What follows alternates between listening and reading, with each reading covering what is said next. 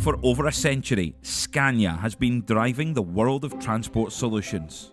With over 50,000 employees in over 100 countries, they have built over 1 million trucks and buses and continue to power ahead in an ever-changing landscape. But what drives this success? And what keeps Scania at the forefront of innovation and engineering? Filmed over the course of a year, this 6-part series will focus on Scania operations in Scotland as they build a new multi-million-pound base in the Central Belt.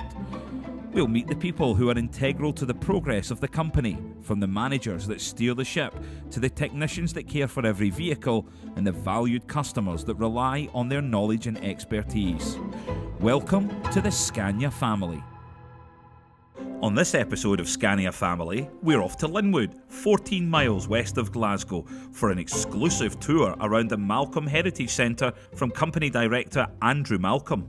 We then take a visit to Scania Glasgow, the local service centre for long-time customer Robert Wilson. Once we've met the team there, it's off to the bonny banks of Loch Lomond, where Paul Smith and Vincent Connolly from the executive team join customers to celebrate the launch of Scania's newest limited edition truck, the Flying Griffin.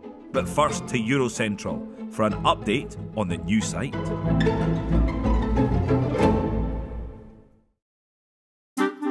At Scania EuroCentral, the new build is starting to take shape. Despite one of Scotland's hottest summers on record, the construction staff have worked tirelessly to get the new site up and running in time for the looming November deadline. On a particularly hot summer's day, we joined Jasper for an update on the works and for more detail on how this service centre has been designed with efficiency in mind. We're in mid-August just now and it's all going to plan so far, touch wood. We're looking at an entry date of maybe mid-November to early December. Hopefully get the keys handed over in October, and we should then be looking to start to move the furniture and get the place up and running. Over on the left-hand side here, we've got the main entrance of the building, the offices upstairs, canteen for the technicians, and that's where also all the office-based staff are going to be based in here. One of the big things for me in here is the major overhaul unit, where we've got the crane to lift the engines, gearboxes out of the vehicles, and we're going to a dedicated, fully equipped engine major overhaul repair bay.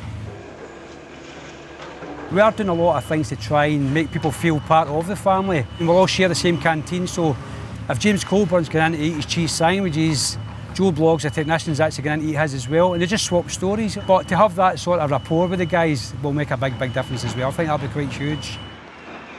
So I think when you come round here and you see the actual size of the place, the scale, it puts into perspective how big the place is. And you just come round here and you go, wow, look at the size of it. When Bells Hill was built 25 years ago, I went to work in Bells Hill and it was meant to be a fast fit service centre. So vehicles coming from the north and vehicles coming from the south could pop into Bells Hill and hopefully get a quick turnaround. And as the years grew, the place got bigger and bigger. And just where we are just now, it's just far too small to facilitate what the operation here is going to be. And in 25 years' time, this place might be too small, who knows?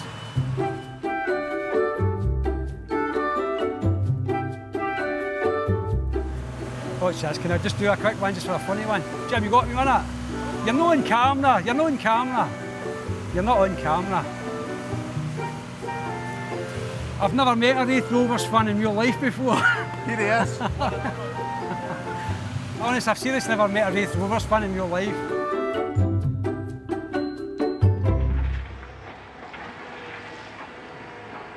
What we'll have for this area, technicians will come in here and they'll be able to go and pick some of their own parts, so that the non-high value parts, consumables, rather than wait at the counter for 5 and 10 minutes where it's affecting their efficiency on the job. The guys will be able to come in here, scan the part they need and quickly get back into the workshop, back into work. This is what we call the south wing. The towers you can see in the centre of the islands here, they're facilities, so we've got all the infrastructure underneath the ground where it actually delivers oil, grease, air, and again that's all future-proofed. If in 5 or 6 years' time we decide we need something else to be delivered to the trucks from the workshop service areas, we just pull the coils through, the electric through, and that'll be job done. So there's actually a lot of thought went into the future-proofing of the building. Just a mile from Glasgow Airport, in Linwood, lies the W.H Malcom Heritage Centre. UK Sales Director Vincent Connolly gives us the tour of this jaw-dropping collection of vehicles.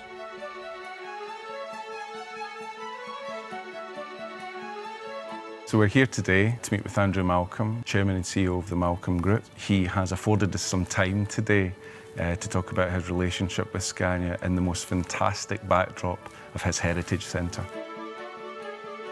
My father's now been passed away 19 years, and the week after my dad passed away, I got a phone call from a gentleman in Dundee telling me he had one of my dad's old lorries, and I bought it on the spot. And I had a couple of old trucks from W.H Malcom, and then I started to decide it's time to build a collection in memory of my father. Dad, as you know, was more a tipper man than he was in general haulage.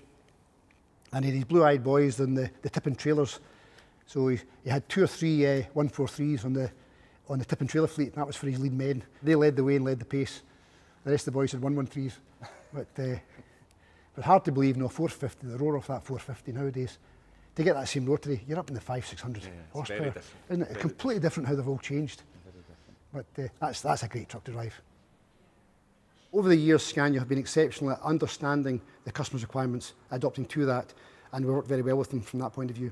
But the people aspect in Scania is there's always an open door you can always approach and have a constructive discussion. That's right through the whole of Scania, from the guy in the parts department, the workshop, the after sales, the sales, right to senior people at the top. You look at the show trucks and the detail that's in those there. It's a hobby that's run a bit wild. But we don't do a lot of PR in W.H Malcom. We like to think that our service and our people sell the business. But you go to truck shows, it's a bit like a magnet. You know, people come onto the stand to actually see it. It's a definition that they got into the artwork. It's incredible. And actually, there's a few long lines going around, but this is the special one. Very, very unique truck. Many companies are 2nd, 3rd or 4th generation in logistics. And a lot of them pay tribute and are proud of where they've came from. And you only need to look at some of the liveries, the names on the front of trucks, or go to any of the big festivals where trucks are there, and that's when you really see what's going on. So it does have a very corporate side, but on the other side of that, there is a very proud, I think, in most businesses, some sort of family underpinning tradition, and you'll see that everywhere. So I've always been in the automotive industry. Of course, I'm on an executive team for Scania now, but it started out with fairly humble and modest beginnings. Originally as a tyre fitter, got an apprenticeship as a mechanic, as it was, and basically worked my way up. And then I moved in 2005 to a competitor brand, and I was an area manager there, became head of retail in 2008 and sales director for that business in 2013. And I guess a broad bandwidth of roles, but ended up with Scania in July 2019. Scania has a gravity, a magic, if you like, that I haven't seen in any other brand in the commercial vehicle industry. So the idea of this here, you know, obviously Malcom Generations, the lion is meant to be W.H Malcom, no, the king. Yeah. On the back. I know, so if you look at the back, the idea is meant to be W.H Malcom in the background. This is meant to be me and my 2 sons, Ewan and Kerr. And the boys. Yeah, and the one in the front playing with the Scania logo is meant to be Nicola, my daughter, so she wasn't left out.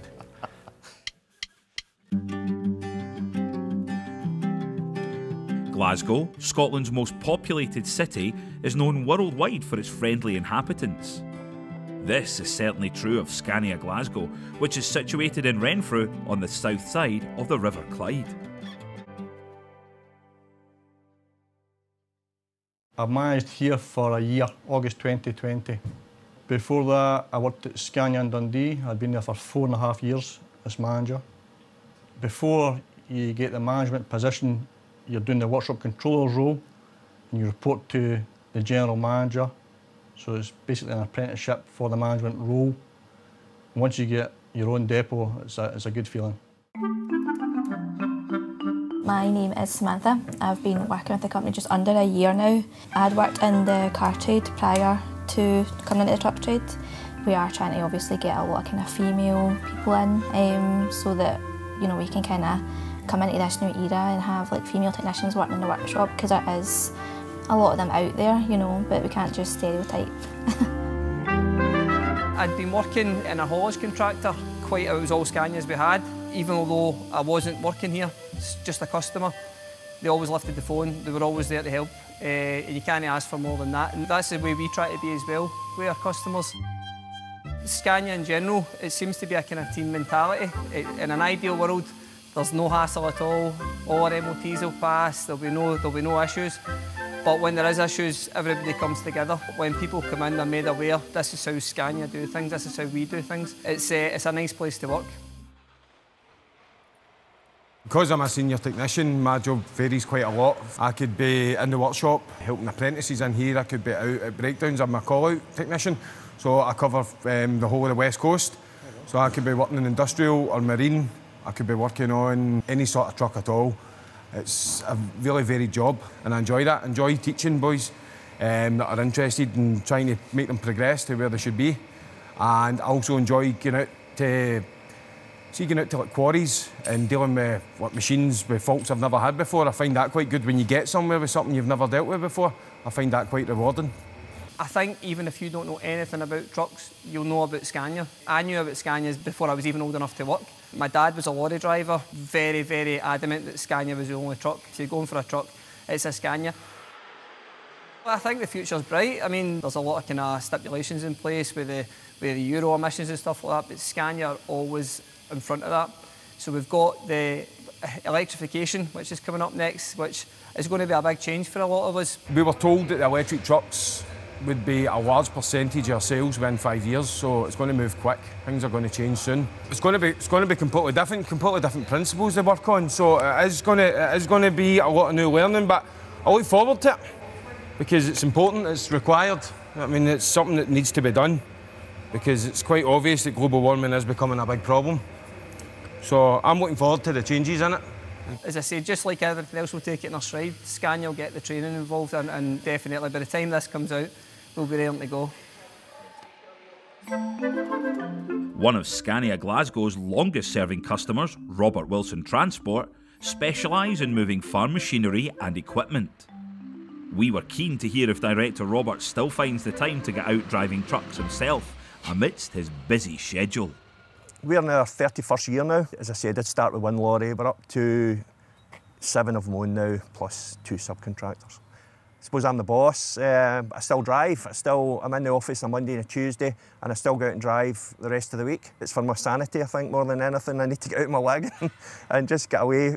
I love being on the lorry. It's better if I can do it at the weekends when the phone's not going manic all the time. I love driving my lorry. I love driving lorries. And I just get a buzz out of making a good load up and take a couple of pictures and put it on Facebook and away we go.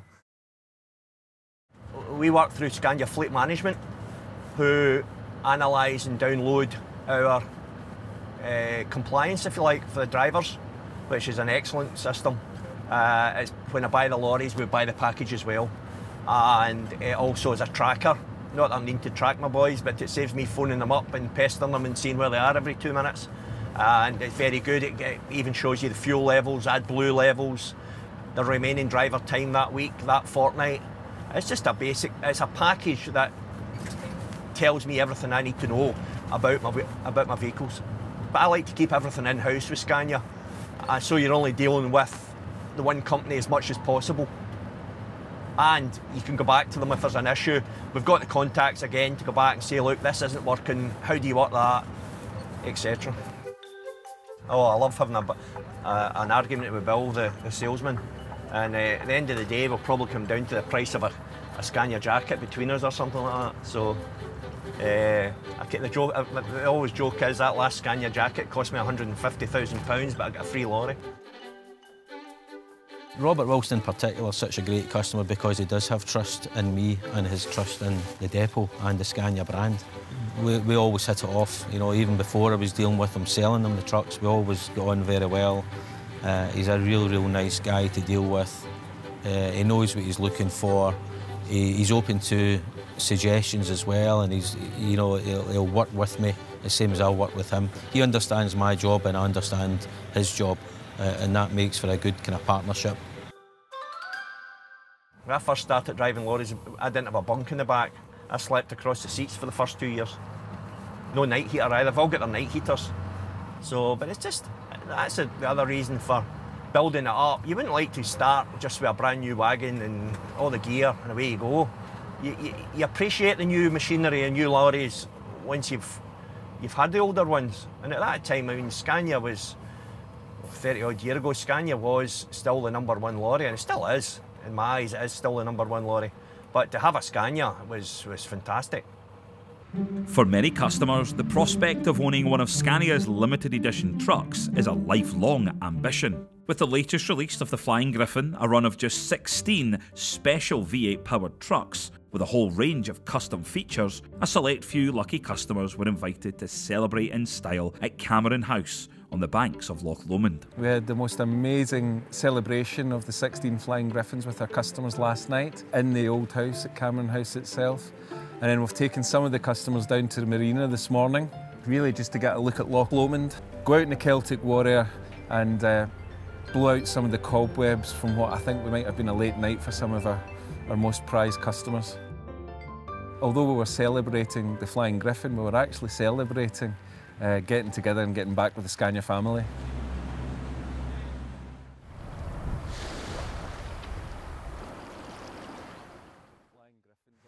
.770 V8, it is king of the road, and you know, originally developed for serious heavy haulage. You could argue that at 44 tonnes, and you know, we've got a 4x2 example here, will it ever be put under any strain? The reality is a V8 engine is highly, highly efficient if used in the right way, but they need to be worked. They need to be worked. We should keep in contact with a lot of these customers to find out what they're doing. Yeah. But one of them showed me their driver dashboard yesterday when they were bringing it here, and it was 11 miles to the gallon, and it was freighted. It was a working truck before it came to Loch Lomond. So emotion meets logic. This is probably one of the proudest moments of my sales career when we launched Flying Griffin. But when we were talking about doing the TV set and doing the film to launch V8, and you come up with the idea of the guitars, I mean, from a marketing perspective, you know, what motivated you? If we're the only manufacturer of a V-shaped engine, I mean, there used to be V8s in the market for other suppliers over the years and stuff, but we're the only people selling that V8. So when we thought about the V, and there's a guitar called Jackson King V, so thought just rock and roll, it is about power, of course the efficiency measured there, but it is about power. You buy this because you're in love with it. It's the passion, and it felt like rock music. It's like the right kind of theme, you know?